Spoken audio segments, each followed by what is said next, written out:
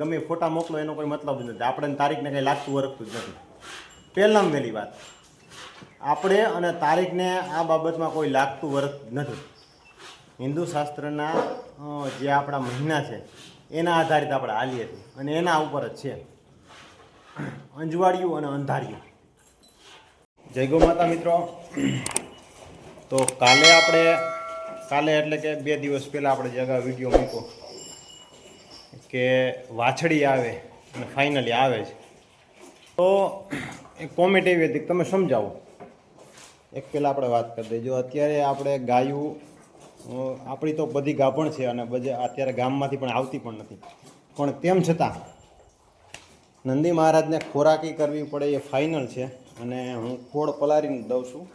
એનું કારણ એ છે કે એમાં તેલ ને ગોળ ને આપણે જે બધું ખવડાવવું હોય ને એ ભેગું હાઈ ક્લાસ ખાઈ જાય. બીજી કોઈ આપણે આંબા હળદર છે, સતાવરી છે, પછી કોઈ દવા કોઈ ક્યારેય ખવડાવવી હોય તો આના ભેગી સહેલાઈથી ખાઈ જાય, એટલે જે નડતર રૂપ ન થાય, એટલે વાંધો ન આવે.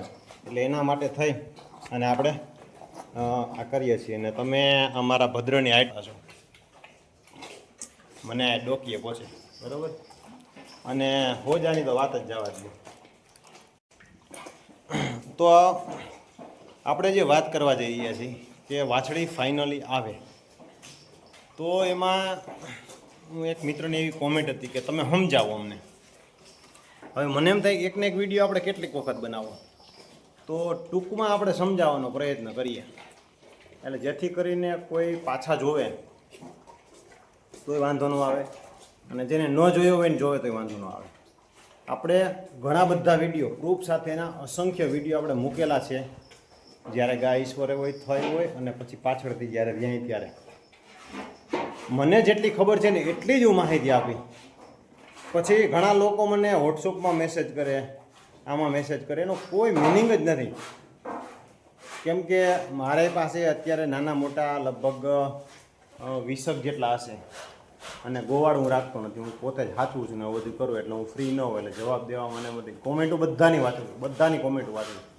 અને ક્યારેક ફ્રી હોય ત્યારે જય ગૌ માતા કોમેન્ટ લખીને આપણે મોકલી દઈએ છીએ અને ઘણી વખત આપણે જવાબ દેવાનો પણ પ્રયત્ન કરીએ છીએ. નહીંતર કોમેન્ટને લાઈક તો આપણે કરી દઈએ. મને જેટલી ખબર છે એટલી તમે મને પૂછો તો પણ ભલે, ન પૂછો તો પણ ભલે, આપણે કોમેન્ટમાં જણાવેલું જ હોય તો એ કોમેન્ટ પ્રમાણે હાલો ભાઈ, વિડીયોમાં જણાવેલું જ હોય ને એ વિડીયા પ્રમાણે તમે હાલો. તમે મને તારીખ સહિતના ગમે ફોટા મોકલો એનો કોઈ મતલબ જ નથી. આપણે તારીખને કંઈ લાગતું વરગતું જ નથી. પહેલાં પહેલી વાત, આપણે અને તારીખને આ બાબતમાં કોઈ લાગતું વરગતું નથી. હિન્દુ શાસ્ત્રના જે આપણા મહિના છે એના આધારિત આપણે હાલીએ છીએ અને એના ઉપર જ છે અંજવાળિયું અને અંધારિયું. મને જે ખબર છે ને એટલું જ હું કહીશ. પછી તમે બીજા દિવસોમાં જે પૂછશો ને એ મને નથી ખબર, એટલે હું તમને જવાબ ન દઈ શકું, સ્વાભાવિક છે. અને હું મારી ગાયું 1 વખત નહીં 4 વખત જવા દઉં છું. 1 વખત નહીં 4 વખત જવા દઉં છું, જ્યાં લગી ટાઈમ પરફેક્શન ન આવે ત્યાં સુધી, બરાબર. ખાસ નોંધ. અને આપણે લગભગ ગાયું તો ઘણી ફરેલી, પણ જે આ 20 ગાયું, લગભગ 20-25 ગાયું, એમાંથી એક આપણી ગાયને જ એકને વાછડો આવેલો. અને એ શું કામ આવ્યું ને એ પણ આપણે આગલા વિડીયોમાં બતાવેલું. તો આપણે તમે આખા વિડીયોની બધાય વિડીયોની તમે સિરીઝ જોતા આવશો ને તો જ તમને ફાઇનલી આઈડિયો આવશે. અને તમને બધાને એમ થશે કે આ એના યુટ્યુબમાંથી કરોડો રૂપિયા કમાઈ લીધા છે. એવું છે નહીં. માત્ર ને માત્ર ગૌપાલનમાં જાગૃતિ આવે, ગૌધન તમારે અને મારા ખીલે સારું, સ્વસ્થ, સુંદર અને નિરોગી કઈ રીતે બને એના માટે આપણે વિડીયા મૂકવાનો પ્રયત્ન કરતા હોય. ઘણી વખત આપણે વિડીયા મૂકતા પણ નથી. ક્યાંક આપણે ગયા હોય વિઝિટમાં તો આપણે એના વિડીયા મૂકીએ છીએ. કહેવાનો મતલબ આપણો માત્ર ને માત્ર એટલો જ છે કે અંજવાળિયામાં, એટલે કે બેકી તિથિ, બીજ છે, ચોથ છે, છઠ છે, આઠમ છે, દસમ છે, 12 છે અને 14 છે. આ જે તિથિમાં આવે પછી એકી તિથિમાં ફરેમાં મને વાછડા આવેલા છે, 1 નહીં 5. પછી ઘણા લોકો એમ કહે કે અંજવાળિયામાં એકી તિથિમાં વાછડી આવે, તો આવતી હશે ભાઈ. આપણે કોઈ સાથે દલીલ કરવી એવું કોઈ વસ્તુ છે નહીં. હું મારા અનુભવ, વ્યક્તિગત મારા અનુભવ શેર કરું છું કે મને આ અનુભવ થયેલા છે. અને આ તિથિમાં બેટી તિથિમાં આજ દિવસ સુધીમાં એક પણ સિંગલ વાછડો મારે ત્યાં કે અથવા મારે ત્યાં ફેરવી ગયો એને નથી આવેલો. અને મારી ગાયને આવ્યું એનું કારણ આપણે આ વિડીયોમાં બતાવેલું જ હતું કે એ ગાય રાતે લગભગ અંદાજિત 11:30 પોણા 12 વાગ્યા આસપાસ ફરેલી. એટલે મને ડાઉટ છે એના કારણે તેને વાછડો આવ્યો.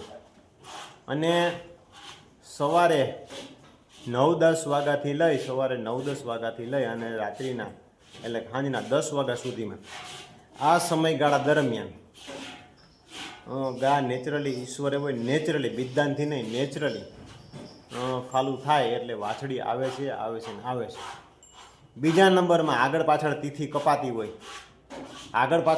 કપાતી હોય તો જ છે ડાયરેક્ટ છઠ થતી હોય પાંચમ ન આવતી હોય તો છઠના દિવસે ઘણી વખત બપોર સુધી પાંચમનો ભાગ હોય તો એ પાંચમનો ભાગ હોય તો તેથી છઠના દિવસે જો ફરે સવારમાં તો પણ વાછડું આવે. આપણા હિન્દુ શાસ્ત્રના જે પંચાંગને જે એના ઉપર જે હોય ને એના આધારિત જ આપણે હાલે, એ સિવાય કોઈ વસ્તુ નહીં.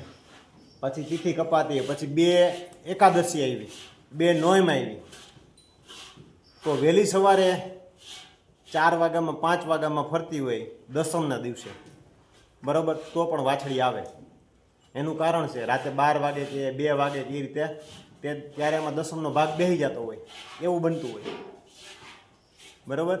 એટલે કે વહેલો બેસી જતો હોય 9 વાગે 10 વાગે 11 વાગે દસમનો ભાગ બેસી જતો હોય, 2 નોમ હોય તો 2 11 હોય તો એ રીતે બેસી જતો હોય બરાબર. એટલે વહેલી સવારે 4-5 વાગે ફરે તો પણ વાછડી આવે. પછી ઘણા એમ કહે કે અમારી ગાય તો વહેલી 5 વાગ્યામાં ફરી હતી, તમે 9-10 વાગ્યાને કીધું તોય વાછડી આવી. એટલે આપણા શાસ્ત્રોક્ત જે પ્રમાણે જે છે ને એ પ્રમાણે સમજવું બહુ જરૂરી છે. અને એ પ્રમાણે હોય તો આ પ્રમાણે હોય તો 100% વાછડી આવે.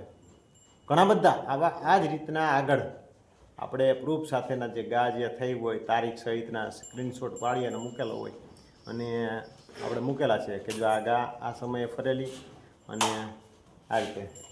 પછી નંદીનો ઉછેર કરવો તો કેવા નંદી પસંદ કરવા એનું પણ આપણે મૂકેલું છે કે જે ગાયમાં સુગર ઘટતી હોય એનો ન પસંદ કરવો, જે ગાય બીમાર થતી હોય એનો ન પસંદ કરવો, જે ગાયના પગના ખરિયા વધતા હોય એનો ન પસંદ કરવો. ઘણા બધા છે. જે ગાય લૂઝ બોડીની એટલે કે એકદમ ઢીલું આવવું હોય, પોતે આખી ઢીલી હોય, શરીર કોથરા જેવું હોય બરાબર, એટલે એવાને એવા પસંદ ન કરવા. એનું કારણ છે કે એના બચ્ચામાં પરબારું આવે, બીજે ત્રીજે વેતરી ગા ગઈઢી લાગવા માંડે. એ નંદીની વાછડી બીજું ત્રીજું વેતર વ્યાય ને તાજ ગઈઢી લાગવા માંડે. ઘણા બધા સંખ્ય છે. આપણે નાના યુટ્યુબર છે એટલે આપણું ઓછું સંભળાય. હજી મોટા યુટ્યુબર હોય, હજી મોટા ગૌપાલક હોય, આજ દી સુધીમાં સિંગલ એવો એક પણ દાખલો નહીં. અને ઘણા બધામાં આપણે કોમેન્ટ કરેલી છે, પાછો રિટર્ન જવાબ નથી આપેલો, એ ગાયનો વિડીયો પણ નથી મૂકેલો. ફેસબુક ઉપર જ્યારે પોસ્ટ મૂકેલી હોય કે અમારી આ ફલાણી ગાય ગર્ભધારણ કરેલું છે આજના દિવસે, એટલે ત્યારે આપણે કોમેન્ટ કરેલી કે આજના દિવસે આ સમયે તમે કહો છો એ પ્રમાણે હોય તમારી ગાયને વાછડો આવશે. વરસ થઈ ગયા 2, એ ગાયનો સિંગલ ફોટો નથી આવ્યો, ન આવે. આપણા એવા તો કેટલા વિડીયો કોપી કરીને બનાવેલા છે ને એના લાખોમાં વ્યૂ આવેલા છે ને આપણે હજી 1000 જ વ્યૂ આવેલા છે.